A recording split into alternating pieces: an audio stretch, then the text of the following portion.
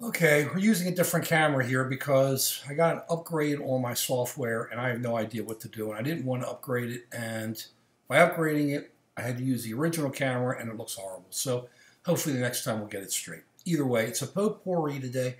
Let's talk about a couple things. Number one, how can we forget about what's going on out there? The president is putting more people in Iraq. We keep hearing that we're not involved in Iraq. There are more troops. It's exactly like Vietnam. When we get our next president in there, remember it was President Eisenhower and then President Kennedy who put in the troops, and then it was President Kennedy who helped engineer the coup. That Key became president, and then President II later, and then it was LBJ who took the step in. So the question is, when we had the Tonkin Bay Gulf of Tonkin resolution, which was all a jive. So when the next president comes in, we're probably going to find some excuse to go back into Iraq. And there's going to be some type of reason given, which will be a Gulf of Tonkin resolution. Get ready. We've been talking about it for years. It's just going to happen. The president just does not tell the straight to the country. He is getting us involved piece by piece by piece, saying there's peace, P-E-A-C-E, and then walking away and letting the next president take care of it. Here we go again.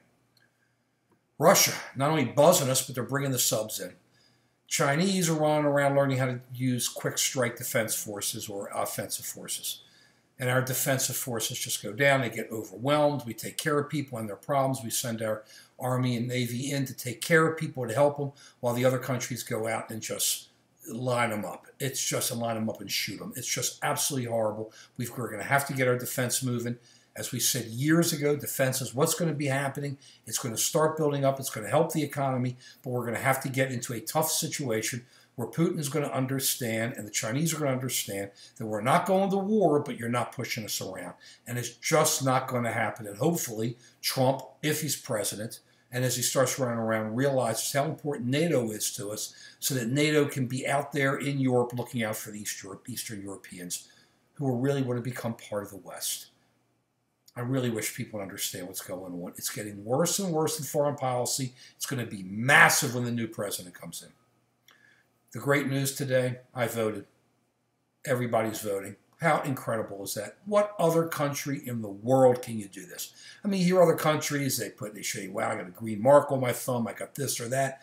After that, it doesn't matter. The military comes in, runs it, somebody runs it, it just goes on. In this country, your vote matters. In this country, you can vote for the judges. In this country, you can vote for the presidential nominee. In this country, you can vote for your representatives. In this country, you can vote for your local city council. In this country, you can vote for the delegates. How crazy is it? How great is it to be able to go in? It just makes me feel so good when I go in to vote. And you have judges who are in there who are giving their time voluntarily to be able to help the system move. Doesn't matter. Black, white, green, red, yellow, whatever your color is. This is the greatest country in the world. And to be able to do that, to be able to use that, it's not a civic duty. It's a civic right. The right to be able to walk in and say, this is what I believe, and I'm going to pull those levers, not really pull them anymore, but pull those levers and let people know how I feel. What a great country. We may have our issues. It's going to get crazier and crazier as it goes on for a while until it turns, but wow, to be able to vote, I love this country. Peace.